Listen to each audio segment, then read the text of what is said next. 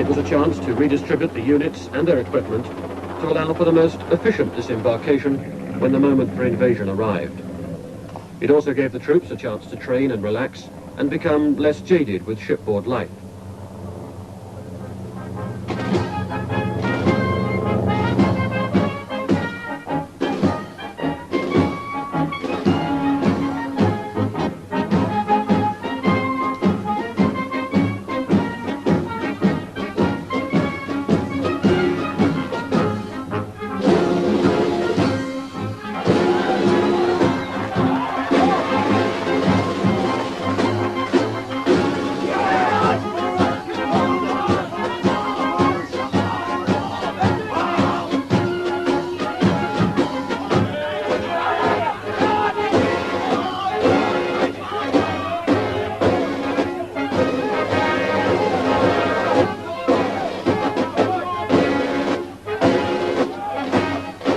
Time too to think of wives back home and send some video snapshots of life on board, with one of the colonels providing an introduction into this inside view of army life.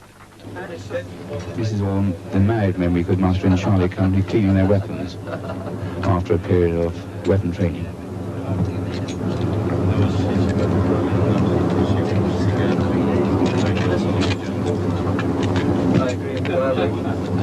He's bashful. I think you'll agree that all of us look pretty cheerful, in spite of the fact that we're away from all you girls at home. It's difficult, I know, for you not to worry about it, but I can assure you there is no need to at all. We are well able to look after ourselves, and the newspapers generally tend to exaggerate and dramatise. Listen to the news, both on the radio and television. That will give you a very accurate picture of what is happening. But don't believe half of what you read in the newspapers. This press briefing is to give you a factual military briefing of the events yesterday leading to the... Mr. Ian MacDonald, as the Ministry of Defence spokesman, became something of a national figure through his Whitehall press conferences. But away from the MOD, there was much criticism of the lack of detail and pictures from the front. A good example was the recapture of South Georgia.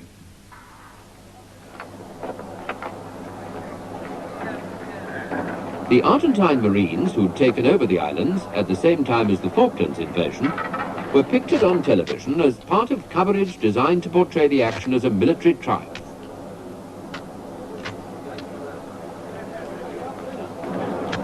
Pictures showing how the British recaptured South Georgia were virtually non-existent, despite the fact that the operation was a copybook exercise with minimum casualties. A small flotilla of ships was detached from the task force as a base for the action. Then, on April the 25th, a helicopter spotted an Argentine submarine just outside Grytviken Bay. It attacked, and though the damage wasn't great, the submarine, the Santa Fe, was beached in the bay, the captain surrendered, and 156 prisoners were taken. The Ministry of Defence lost a good propaganda opportunity by not having professional cameras to cover the surrender ceremony. The only pictures of this historic event were taken by a sailor with an 8mm camera. Propaganda apart, though, the recapture of South Georgia was a great morale booster. The commander of the operation has sent the following message. Be pleased to inform Her Majesty that the White Ensign flies alongside the Union Jack in South Georgia. God save the Queen. What happens next? Thank you very much. Just rejoice at that news and congratulate our forces and the Marines. Are we going to declare war on Argentina, Mr. Thatcher? Rejoice. By now, the main task force was about to enter the exclusion zone, and the Harrier pilots were being briefed for the first airstrike. Ted, the depression for CVU is worked out for what, 480 knots? 480 flap up to 450, sorry, yeah, 480 flap up to 450 mid flap.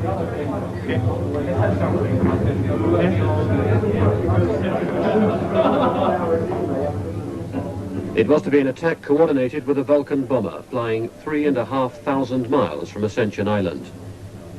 The Harriers would follow it in after daybreak, and with the defences alert, they were told that 3 of them could expect to be shot down. By dawn, the fleet's radar had tracked the Vulcan, codenamed Black Buck, across Stanley Airfield, and monitored the code word that its bombs had been dropped. It was time for the Harriers to join the offensive to recapture the Falklands.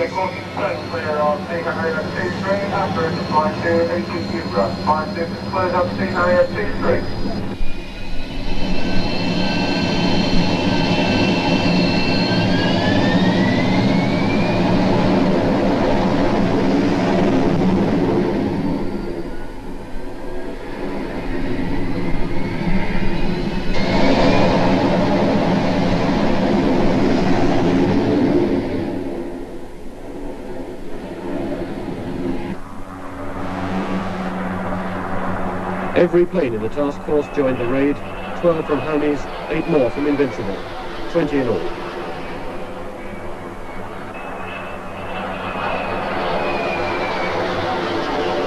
They wheeled around the sky, forming up before heading 90 miles west towards the islands.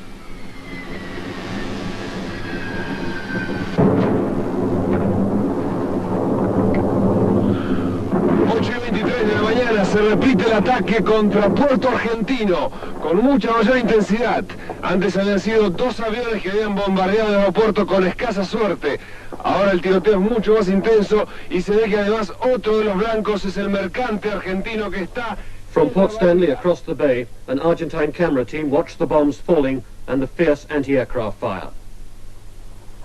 Contestan nuestras baterías antiaéreas y se ve el refulgir de sus disparos en el aire. The Harriers came in low around the mountains to strike at the headland on which the airfield was built. Y ahora se hace más intenso.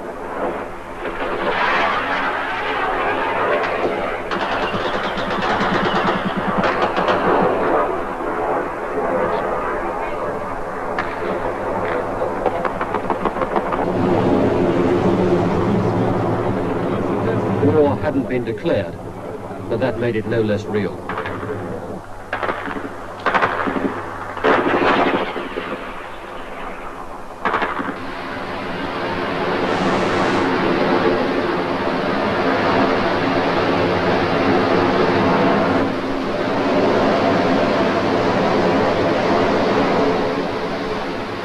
Out at sea, it was a tense 40 minutes before the planes returned, with everybody watching, counting, wondering if they'd all make it back safely.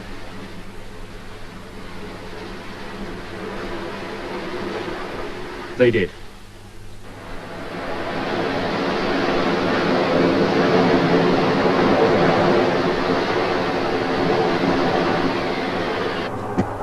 Reconnaissance photos of the airfield showed that the Vulcan had laid a trail of bombs and got 1 on the runway. Other low-level pictures of the raid showed the effect of the Harrier bombs. But was it enough to close the runway and enforce the air blockade? Pictures flown out to Argentina were evidence that it was not.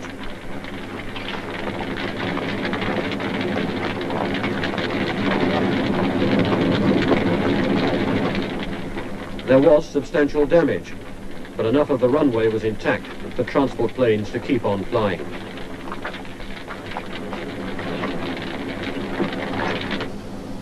So far, most of the military activity had been confined to aerial attacks and naval bombardments on Argentine positions round the Port Stanley airstrip. But on the night of May the 2nd, an action took place that fundamentally changed the course of the conflict, put it on quite a different level.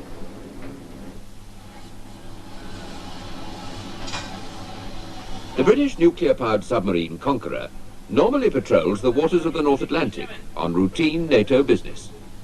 The nearest she gets to action stations is on the various exercises against other friendly ships pretending to be the enemy. And the ship right ahead on that bearing. 355-ish. No. I'll ask the sonar to identify each target if they can. Conqueror is a hunter-killer submarine armed with the latest Tigerfish torpedoes.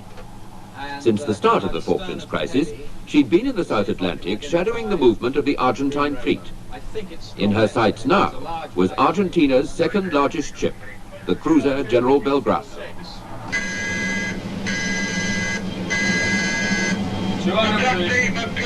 The ship was 59 miles outside the exclusion zone. One of Conqueror's torpedoes hit her amidships, and in less than an hour, she'd sunk. As the 1,000-strong crew took to the lifeboats, the two escorting destroyers fled. 382 men were lost. In Buenos Aires, reaction to the sinking of the Belgrano was stunned disbelief, and a final realization that Britain really did mean business. Mr. Pym told the UN Secretary-General, Senor Perez de Cuellar, that Britain wouldn't compromise until Argentina withdrew her forces. Far from doing that, though, her Air Force was preparing a devastating blow. On the 9 o'clock news on May the 4th, the reality of the war was brought into millions of homes by defense spokesman Ian MacDonald.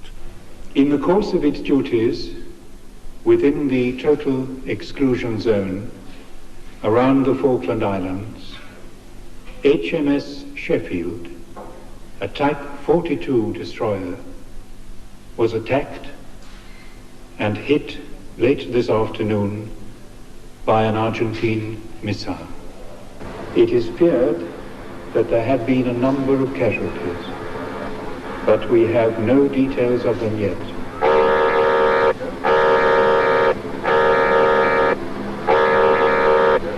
On Hermes there was alarm and confusion. The attacking aircraft had been totally undetected until it struck. The ship swung away from the attack, and there was the crash of chaff charges being fired, throwing radar deflectors into the air to confuse incoming missiles.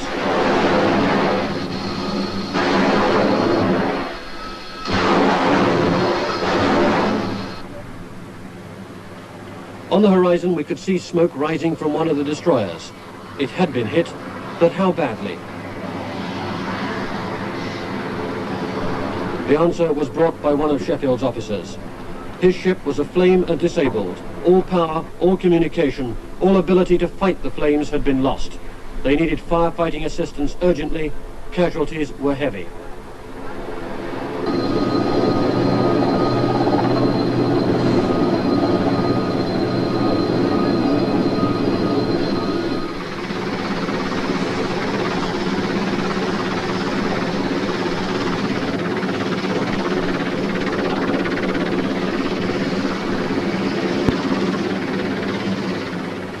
The men hadn't had time to put on protective clothing. The attack had been too swift.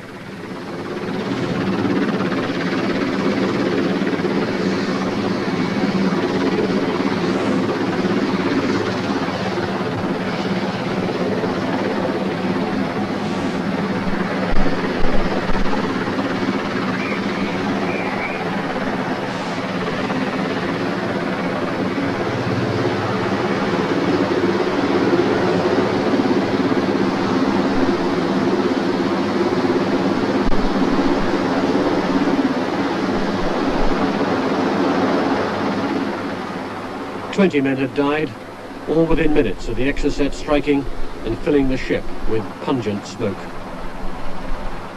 Another score were brought to the flagship for treatment. They all survived.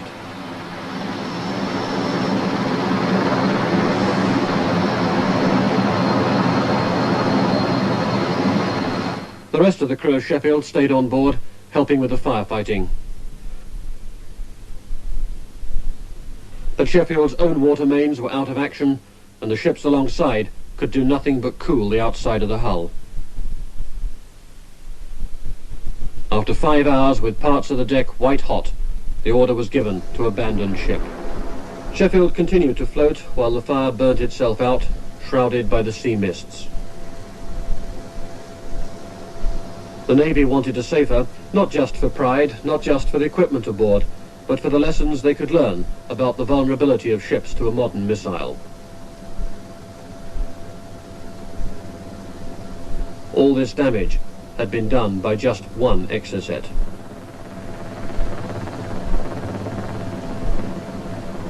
One of the officers winched down to the still steaming decks to see what could be saved.